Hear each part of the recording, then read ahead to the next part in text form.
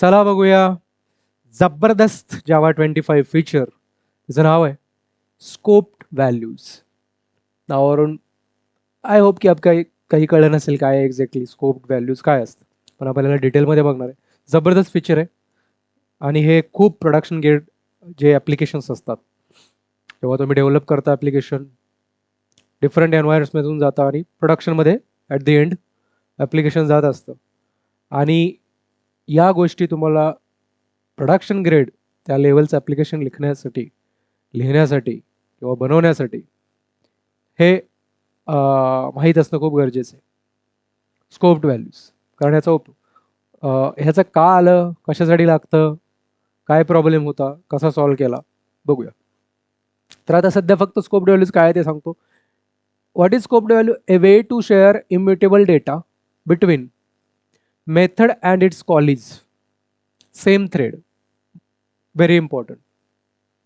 म्हणजे एकच थ्रेड ज्यावेळेस कोणतीही मेथड कॉल होते तेव्हा ऑफकोर्स एक नवीन थ्रेड बनतो नवीन रिक्वेस्टसाठी. आणि जेव्हा तो थ्रेड बनतो, फॉर एक्झाम्पल लेट्स से माझी मेथड ए आहे, बरोबर, मेथड बी आहे आणि मेथड सी आहे. बी सी ला कॉल करते, ए बी ला कॉल करतो, बरोबर. इथे माझा थ्रेड स्टार्ट झालेला आहे. हा थ्रेड कसा जाणार आहे माझा, बरोबर, आणि रिटर्न कसा येणार आहे,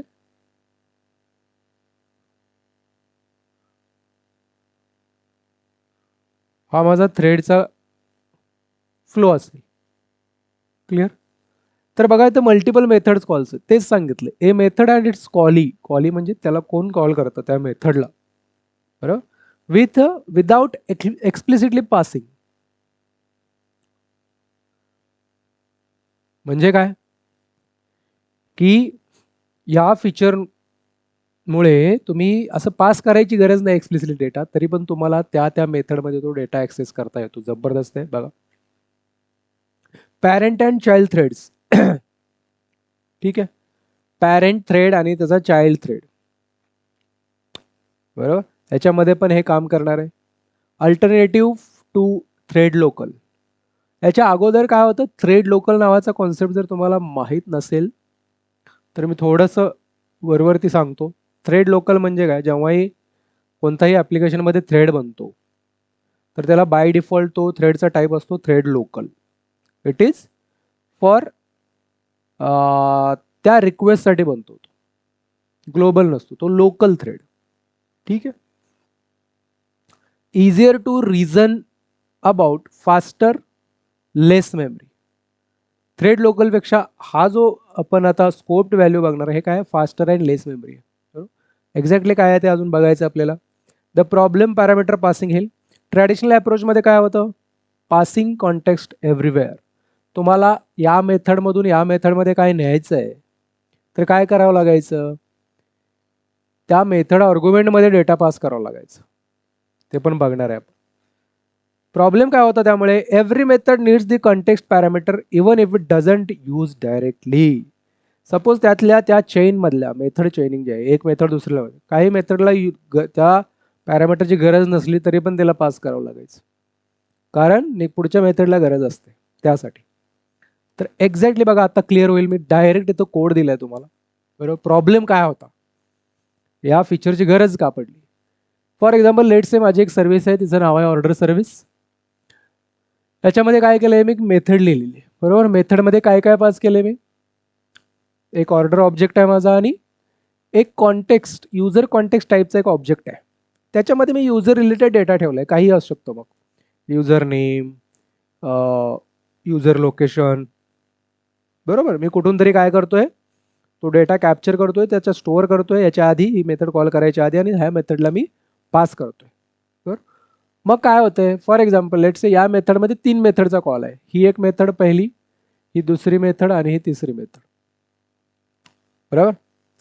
तर इथे बघा, व्हॅलिडेट ऑर्डर मेथड कॉल झाल्यानंतर काय झालं, ती ऑर्डर आणि मी हा कॉन्टेक्स्ट आहे असा परत पास केला इथे, बरोबर.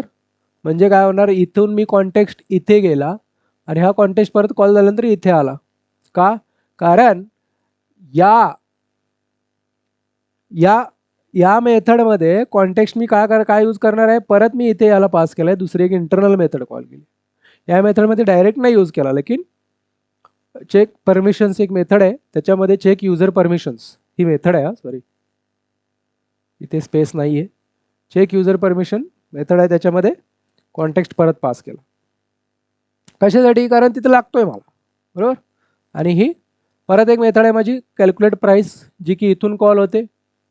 त्या पण मेथडला मी परत पास केला ह्या कॉन्टेक्स्ट, बरोबर. आणि परत काय केलं, त्याच्यात परत एक इंटरनल मेथड कॉल आहे, त्याच्यामध्ये मी परत हा कॉन्टेक्स्ट पास केलेला आहे. कारण त्या मेथड मी काहीही करत असू, त्या कॉन्टेक्स्टमधल्या डेटाबद्दल मी काही करतो. मला चेक करायचे, काही व्हॅलिडेशन टाकायचे, काही माझा बिझनेस लॉजिक पर्टिक्युलर युजरसाठी आहे किंवा पर्टिक्युलर लोकेशनसाठी आहे, मला ते चेक करायचं आहे, किंवा मला लॉग करायचे स्टेटमेंट्स, त्याच्यामध्ये युजरचा डेटा लॉग करायचा आहे, काहीही असू शकतं त्याचा उपयोग, बरोबर. आपण त्या उपयोगावर जाणार नाही, आपण फक्त बघतोय काय, मला जर असं करावं, मला युजर कॉन्टेक्स्ट या मेथडमध्ये पाहिजे, तर जिथून कॉल होतोय तिथपर्यंत मला युजर कॉन्टेक्स्ट हा पास करावा लागतो, नाहीतर मग अवेलेबल कसा होणार ना. कारण हा डायरेक्ट मेथड कॉल होत नाही, इंटरनल चेन आहे मेथडची. हा प्रॉब्लेम आहे खूप मोठा. कारण समजा आता चला ह्या 3च मेथड कॉल घेतलेत मी, 3 मेथड कॉल आहेत, त्याच्यामध्ये एक 2 इंटरनल कॉल आहेत. पण ॲक्च्युली रिअल ॲप्लिकेशन जे प्रोडक्शन ग्रेड एंटरप्राइज ॲप्लिकेशन असतात, त्याच्यामध्ये इट इज पॉसिबल की 50 मेथड्स आहेत, कॉल होत आहेत लिनियरली. एक मेथड दुसरी तिसरीला कॉल करते, तिसरी चौथीला कॉल करते, चौथी पाचवीला कॉल करते. तर त्याच्यात असं असू शकतं की 50 कॉल होत आहेत इंटरनल, 50 मेथड्स आहे जे एकमेकाला कॉल करतात. म्हणजे असं तुम्ही 50 पास करणार आहे का? हे किती अवघड आहे. आणि इट इज क्लीन कोड आहे का? नाहीये. प्रत्येक वेळी ट्रॅक करावं लागणार आहे तुम्हाला. आणि कुठेही एका मेथडमध्ये जर हा ऑब्जेक्ट चेंज झाला तर तुम्हाला हे ट्रॅक करणं पण खूप अवघड जाणार आहे, बरोबर. त्यामुळे हा प्रॉब्लेम आहे की एक्सप्लिसिटली तुम्हाला पास करावं लागायचं. तर याचं सोल्युशन काय केलं मग? आधी स्कोप्ड व्हॅल्यूच्या आधी सोल्युशन काय होतं? थ्रेड लोकल, बरं. याच्यामध्ये थ्रेड लोकलमध्ये फायदा काय व्हायचा आपल्याला? नो पॅरामीटर पासिंग रिक्वायर्ड, म्हणजे पॅरामीटर पास करायची गरज नाही, बरं. इझी टू, याचा पण प्रॉब्लेम सांगतो. तर थ्रेड लोकलनी काय सॉल्व्ह केलं बघा. थ्रेड लोकलचा एक ऑब्जेक्ट मी बनवतो, ठीक आहे. थ्रेड लोकलचा मी ऑब्जेक्ट बनवला, त्याच्यामध्ये मी डेटा ठेवलेला आहे ऑलरेडी, बरोबर. थ्रेड लोकलचा एक ऑब्जेक्ट बनवला, जो माझा कॉन्टेक्स्ट मी मगाशी मॅन्युअली पास करत होतो तो थ्रेड लोकलमध्ये टाकून दिला मी.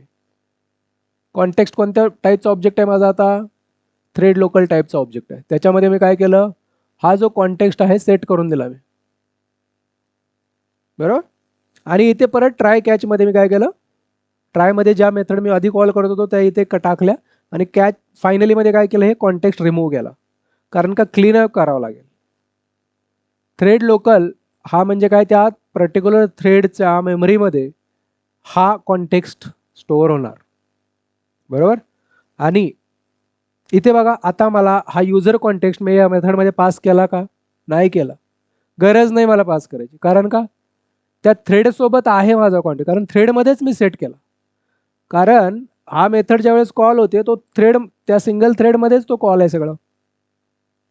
म्हणजे जिथपर्यंत तो थ्रेड ऍक्टिव्ह आहे, जिथपर्यंत तो थ्रेड जातोय, जिथपर्यंत थ्रेडची लाईफ आहे, त्या लाईफ टाईममध्ये, पूर्ण लाईफ टाईममध्ये हा कॉन्टेक्स्ट असणार आहे अवेलेबल. आणि हा कुठेही मी तो ऍक्सेस करू शकतो using again context dot get method. हा कॉन्टेक्स्ट कुठेही पास करायची गरज नाही, तो तुमच्या सोबत असणार आहे, त्या थ्रेड सोबत असणार आहे. म्हणजे तुम्हाला जिथं फक्त वापरायचं आहे तिथं डायरेक्ट तुम्ही गेट मेथड कॉल करून तो कॉन्टेक्स्ट वापरू शकता आणि तिथे पास करू शकता, काहीही करू शकता त्याच्यासोबत. फक्त फायदा काय झाला याच्यामध्ये? कॉन्टेक्स्ट मला प्रत्येक मेथडमध्ये पास करायची गरज नाही, ओनली जे माझे बिझनेस डेटा आहे तेवढाच मी पास करतोय. क्लिअर? प्रॉब्लेम सॉल्व्ह झाला असं. बट याचा पण प्रॉब्लेम आहे काय? Easy to forget cleanup. Cleanup म्हणजे काय बघा, हे रिमूव्ह करायला पाहिजे. जर हे रिमूव्ह नाही केलं तर ॲक्च्युली होतं काय बघा, एंटरप्राइज ॲप्लिकेशनमध्ये आमचा थ्रेड पूल असतो. तुमच्याकडे ॲप्लिकेशनचा स्वतःचा एक थ्रेड पूल असतो, कारण प्रत्येक वेळी नवीन थ्रेड बनवण्यापेक्षा एक पूल मेंटेन केला जातो आणि तिथे ऑलरेडी क्रिएटेड थ्रेड्स जे की ऑपरेटिंग सिस्टीमला ऑलरेडी लिंक्ड असतात, कारण नवीन थ्रेड बनवणं प्रत्येक वेळी हे टाइम कन्झ्युमिंग आहे, त्याच्यामध्ये कॉस्ट आहे.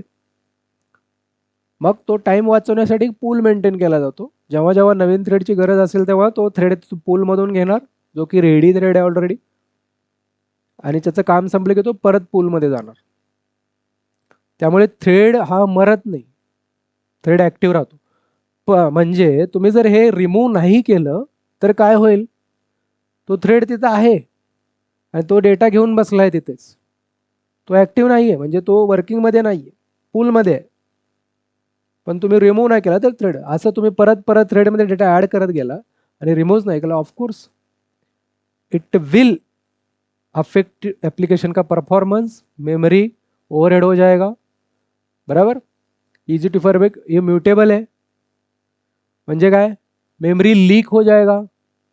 मेमरी लीक कसा होणार, कारण एक थ्रेड आहे माझ्याकडे आणि त्याचं तुम्ही क्लीनअप नाही केलं तर नेक्स्ट टाइम सेम मेमरी घेऊन तो दुसरं ऑपरेशन करणार आहे, तेव्हा तिथला डेटा कुणीही यूज करू शकतो, नेक्स्ट थ्रेड नेक्स्ट ऑपरेशनमध्ये यूज होऊ शकतो.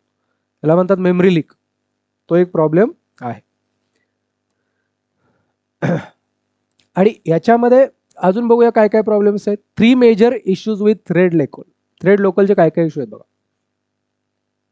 अनकन्स्ट्रेंट mutability, any code can change the value any time. म्हणजे काय, याच्यामध्ये सुद्धा तुम्ही ह्या थ्रेड लोकलमध्ये त्या थ्रेडमध्ये जे तुम्ही सेट केले ते कधीही चेंज करू शकता कोणत्याही मेथडमध्ये, म्हणजे म्युटेबल नाही आहे, चेंज होऊ शकतं. आणि हे डेंजरस आहे, कारण का, तुम्ही जर जुनी व्हॅल्यू ओव्हरराईड केली तर ॲक्च्युली कळणारच नाही आणि ते ट्रॅक करणं पण अवघड आहे. त्याच्यानंतर अनबाउंडेड लाईफ टाईम. जर हे रिमूव्ह करायचं, मी मगाशी सांगितल्याप्रमाणे हे जर रिमूव्ह नाही केलं, बरोबर, तर हा थ्रेड कधी मरत नाही, पूलमध्ये जातो, तर तो कायम जोपर्यंत थ्रेड आहे ते पूल आहे तोपर्यंत ते त्याच्या मेमरीमध्ये राहणार आहे. तर रिमूव्ह करायला विसरू शकतो डेव्हलपर, बरोबर. Expensive inheritance. Child threads copy all thread local variables, high memory overhead with many virtual threads. म्हणजे काय, इनहेरिटन्स कॉन्सेप्ट माहिती आहे तुम्हाला. जर एका थ्रेडचा मी इनहेरिटन्स यूज करून जर चाइल्ड थ्रेड बनवलाय तर त्या, आणि तुम्ही कधी क्लिअर करत नाहीये मेमरी, रिमूव्ह करत नाहीये, तर त्या पॅरेंट थ्रेडचे सगळा डेटा हा चाइल्ड थ्रेडमध्ये येणार आहे, परत त्याच्या चाइल्डमध्ये तो सगळा डेटा येणार आहे. हे मेमरी ओव्हरहेड होणार आहे. म्हणजे चाइल्ड थ्रेडचा बघा, लेट्स से सपोज 10 थ्रेड्स, तर प्रत्येकाचा डेटा हा चाइल्ड थ्रेडमध्ये येऊन त्याची मेमरी ओव्हरहेड होणार आहे, म्हणजे जास्त मेमरी लागणार आहे त्याला विनाकारण. ठीक आहे. तर हे सगळे प्रॉब्लेम्स आहेत कशाचे, थ्रेड लोकलचे. आता बघूया मग जबरदस्त सोल्युशन आलं की पहिला प्रॉब्लेम होता पॅरामीटर पास करायचं, दुसरा प्रॉब्लेम थ्रेड लोकलचा, तो पण फुल्ली ऑप्टिमाइज नाहीये, त्याचे पण प्रॉब्लेम्स आहेत. म्हणून जावा टीमने काय केलेलं आहे, एक फीचर हा प्रॉब्लेम ओळखून लॉन्च केलेलं आहे जावा 25 मध्ये. त्याचं नाव आहे स्कोप्ड व्हॅल्यू. ठीक आहे.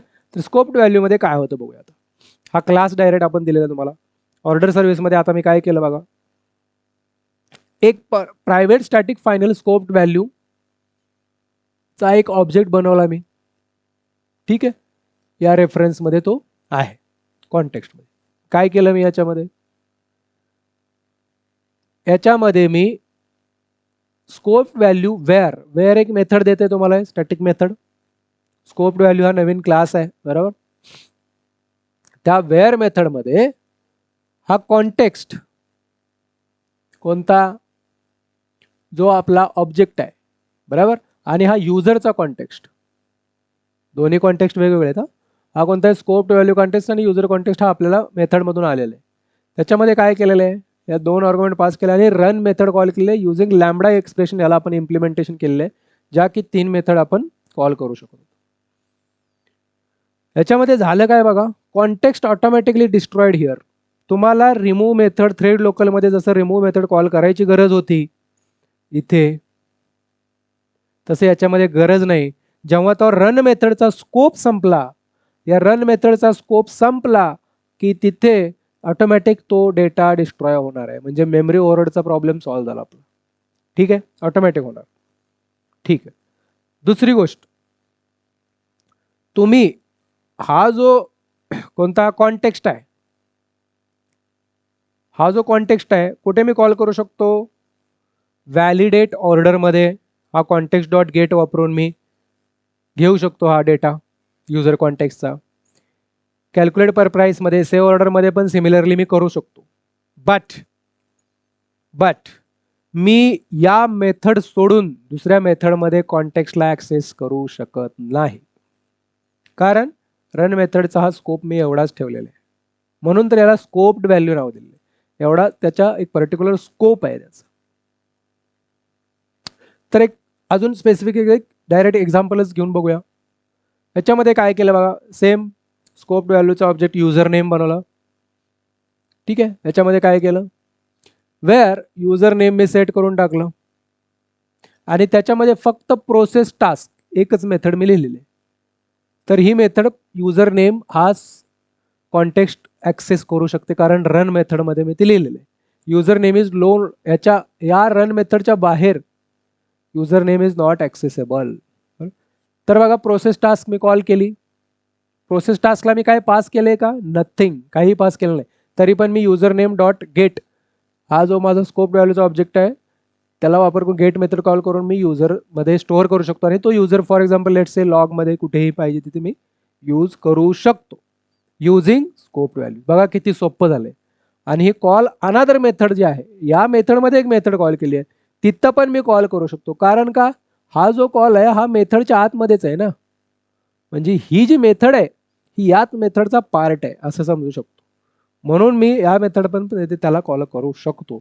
पण ही मेथड सोडून दुसरीकडे कुठे तुम्ही ॲक्सेस करू शकणार नाही. Clear. Dynamic scope value is accessible during the execution lifetime of the run method and all methods called from it. म्हणजे स्कोप काय आहे, हा डायनामिक स्कोप आहे. आता म्हणजे काय, scope value where name join run method B, बरोबर. इथं नेम ॲक्सेस, परत एक एक्झाम्पल घेतलेलं, नेम ॲक्सेसेबल नाही आहे, कॅन ॲक्सेस, इथं नेम ॲक्सेस होणार आहे तुमचं, बरोबर. इथे नेम ॲक्सेस होणार आहे, इथे पण नेम ॲक्सेस होणार आहे, आणि इथे पण नेम ॲक्सेस होणार. म्हणजे डायनॅमिक स्कोप आहे.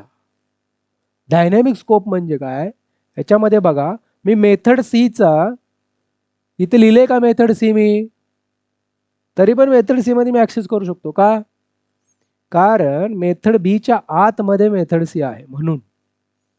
म्हणजे हा स्कोप त्यांनी डायनामिक केला. तुम्हाला स्पेसिफिकली मेथड सी इथे मेन्शन करायची गरज नाही, आणि तुम्हाला रिमूव्ह पण करायची गरज नाही. मेमरी ओव्हरहेडचा प्रॉब्लेम सॉल्व्ह झाला, रिमूव्ह झाल्यामुळे मेमरी लीकचा प्रॉब्लेम सॉल्व्ह झाला, आणि स्कोपचा पण प्रॉब्लेम सॉल्व्ह झाला. जिथे तुम्हाला पाहिजे तेवढ्या मेथड इथे तुम्ही मेन्शन करू शकता. तर या प्रकारे एंटरप्राइज ॲप्लिकेशनमध्ये तुम्हाला भरपूर गरज पडते की जो स्टॅटिक डेटा आहे त्या थ्रेड रिलेटेड किंवा रिक्वेस्ट रिलेटेड तो तुम्हाला बऱ्याच ठिकाणी ॲक्सेस करायची गरज पडते. तर नॉर्मली एक तर तो आर्ग्युमेंट प्रत्येक मेथड कॉलमध्ये पास करा, हे सोल्युशन नाही होऊ शकत. It is bad practice. दुसरा थ्रेड लोकल त्याच्यापेक्षा बेटर आहे, पण त्याचे पण प्रॉब्लेम्स आहेत. तुम्हाला खूप काळजीपूर्वक डेव्हलपरला ते थ्रेड लोकल यूज करावं लागतं. रिमूव्ह नाही झालं की आपण बघितलं, तर त्या दोन्हीचं ओव्हरकम केलेलं आहे स्कोप्ड व्हॅल्यू. तर तुम्ही नक्की जावा 25 जर यूज करत असाल किंवा प्रॅक्टिस करत असाल, अभ्यास करत असाल, स्विच करत असाल, तर ह्या फीचरला नक्की एक्सप्लोअर करा. जबरदस्त फीचर आहे. ठीक आहे.